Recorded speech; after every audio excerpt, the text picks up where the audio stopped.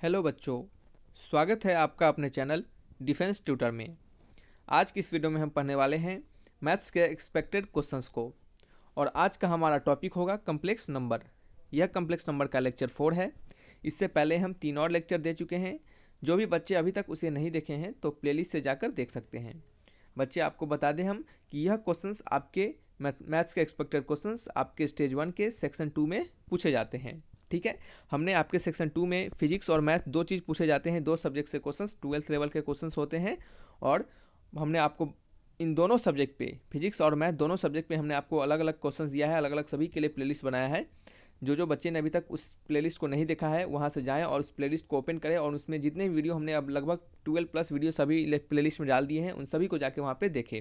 ठीक है, तो चलिए वीडियो की ओर बढ़ते हैं। और आपसे रिक्वेस्ट है कि अगर आपको वीडियो अच्छा लगेगा, हमारे बताए गए सीरीज आपको अच्छे लग रहे हैं, यहाँ से कुछ आपको कंसेप्ट गेन हो रहा है, नॉलेज गेन हो रहा है, तो प्लीज़ बच्चे वीडियो को लाइक कीजिएगा और चैनल को भी सब्सक्राइब कीजिएगा। तो चलिए स्टार्ट करते हैं। क्वेश्चन आपका लिखा है alpha equal to i plus root 3/2, then what is the value of 1 plus alpha to the power 8, alpha to the power 6 plus alpha to the power 24 plus alpha to the power 32। तो इसके value आपको बताना है। यदि इसका मूल्य दिया हो तो ये पूरे नीचे वैल्यू, उसका वैल्यू क्या होगा, उसका मूल्य क्या होगा। तो देखिए, हमने आपको इस टाइप से क्वेश्चन जब भी होते हैं, देखिए यहाँ पे आपको बता दें कि alpha equal to i plus root 3/2 दिया गया हो। ठीक है, तो इस टाइप के जब भी क्वेश्चंस होंगे और आयोटा का फॉर्म में दिया होगा तो आप इसको क्या कीजिएगा, इस अल्फा को ओमेगा के फॉर्म में चेंज कीजिएगा। और इस ओमेगा को जब आप अल्फा के जगह पर डालिएगा तो क्या होगा, आपका क्वेश्चन शॉर्ट होगा। क्या होगा, आपका क्वेश्चन शॉर्ट होगा, आसानी बढ़ेगा आपको उसको बनाने में। ठीक है, तो चलिए देखते हैं कैसे करते हैं इस टाइप के कन्वर्ट करना ओमेगा के फॉर्म में। इनको हमने पिछले वीडियो में सिखाया है। जो बच्चे अभी तक 3 लेक्चर नहीं देखे हैं तो जाकर देखें। अगर वो जो भी बच्चे उन लेक्चर सभी को देखे होंगे तो वो लेक्चर, वो आपके जो ये जो क्वेश्चंस है वो आपके बहुत ही आसान लग रहे होंगे उनको। ठीक है, तो वहाँ पे उस तीनों लेक्चर को जाकर आप जरूर देखें। ठीक है, तो चलिए नेक्स्ट हम बात करने वाले हैं। इसको हम अब क्या करेंगे, ओमेगा के फॉर्म में चेंज करेंगे। तो ओमेगा का वैल्यू होता है -1 प्लस रूट 3i/2 और ओमेगा स्क्वायर का वैल्यू क्या होता है, -1 माइनस रूट 3i/2।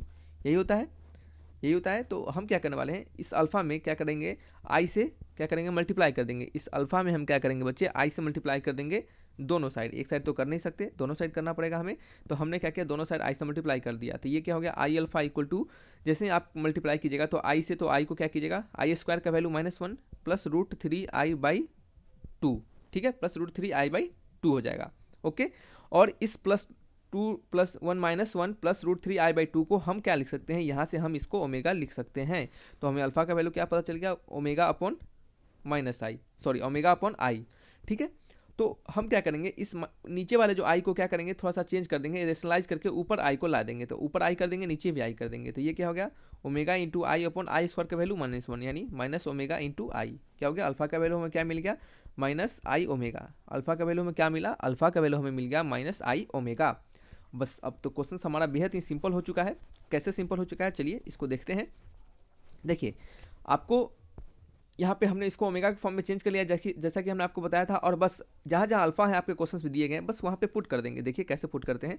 हमें पता है कि 1 plus alpha to the power 8, alpha to the power 6 plus alpha to the power 24 plus alpha to the power 32 का वैल्यू निकालने हैं। तो 1 plus alpha to the power 8, alpha to the power 8 यानी आई omega पे पावर क्या होगा, 8 होगा, minus आई omega पे पावर 8 प्लस माइनस आई ओमेगा पे पावर 16 प्लस माइनस आई ओमेगा पे पावर 24 प्लस माइनस आई ओमेगा पे पावर 32। यही होगा। बस हम जहाँ जहाँ आपके अल्फा है वहाँ वहाँ हम आई ओमेगा को पुट कर रहे हैं।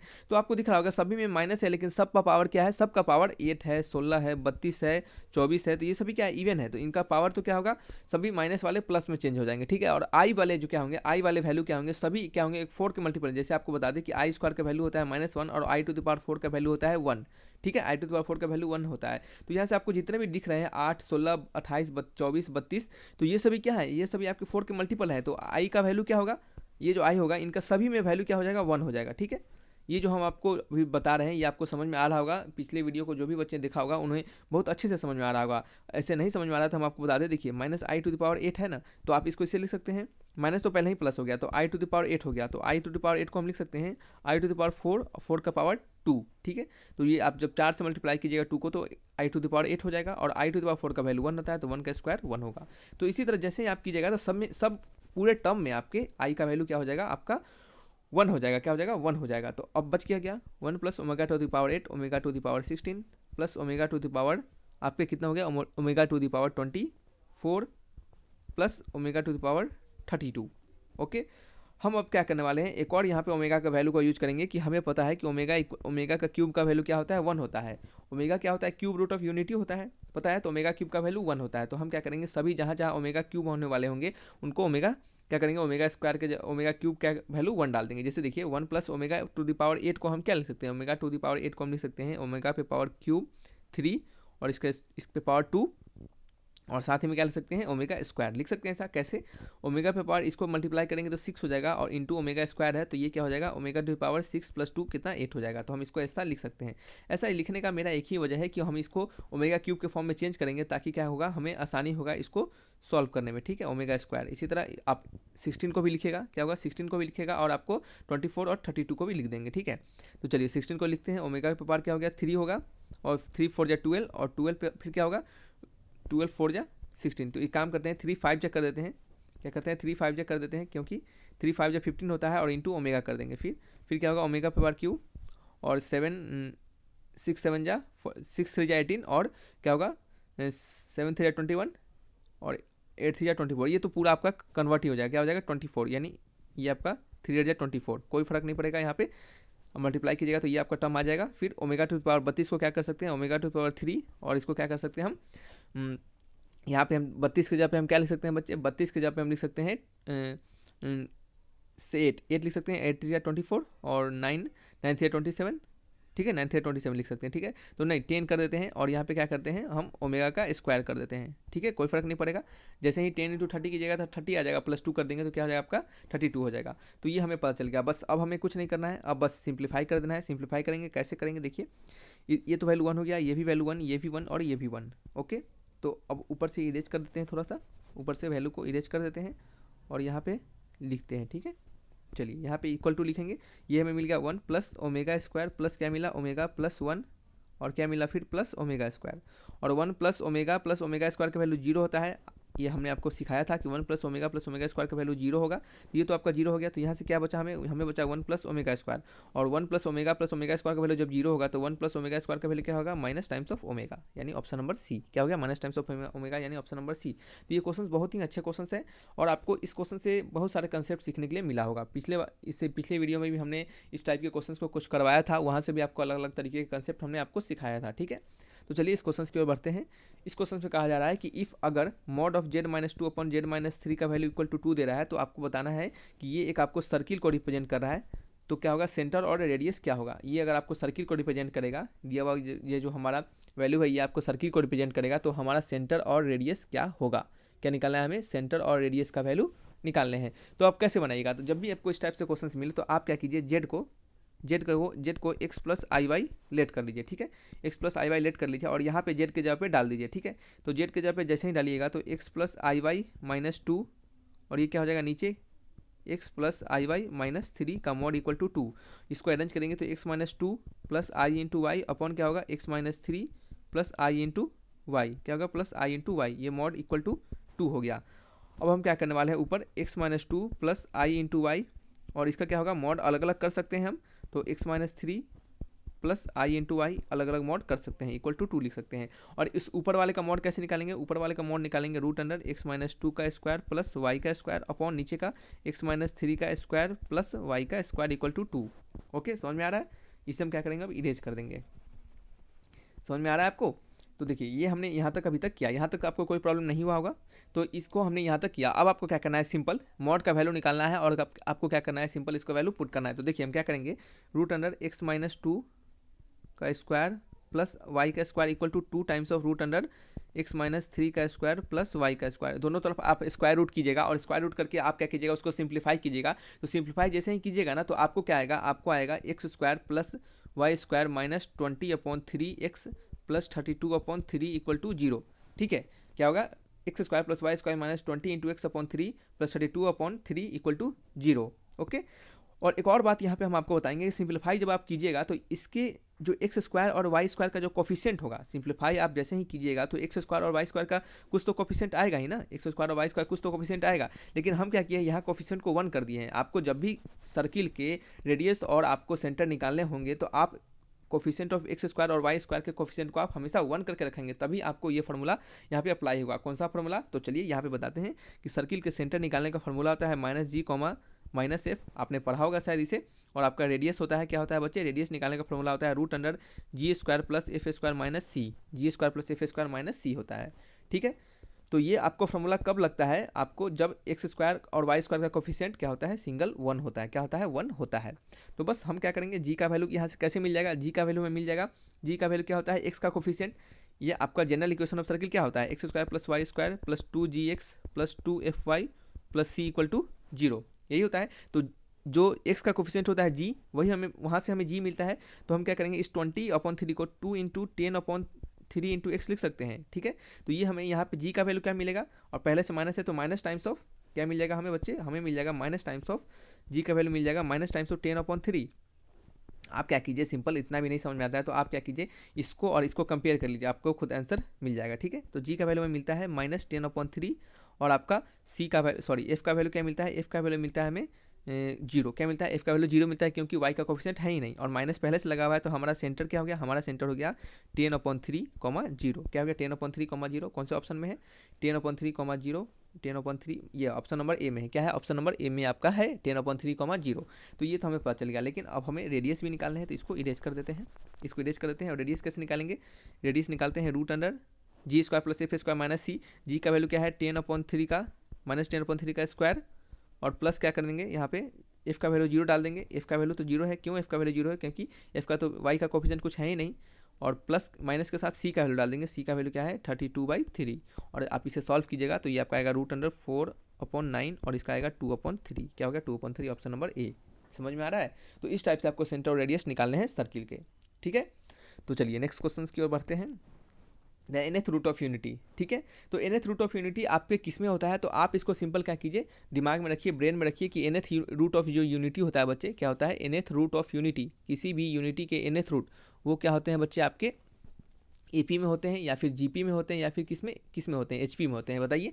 तो आपको हम बता दें कि nth रूट ऑफ यूनिटी के जो रूट्स होंगे वो आपके जीपी में होंगे, ठीक है, क्या होंगे, जीपी में होंगे। और nth रूट ऑफ यूनिटी का कहने का मतलब होता है, जैसे आप क्यूब रूट ऑफ यूनिटी जानते हैं, क्यूब रूट ऑफ यूनिटी यानी यूनिटी पे पावर 1/3, यही इसका क्यूब रूट हुआ। तो nth रूट ऑफ यूनिटी यानी 1 पे पावर 1/n, यही हुआ इसका 1 पे पावर 1/n।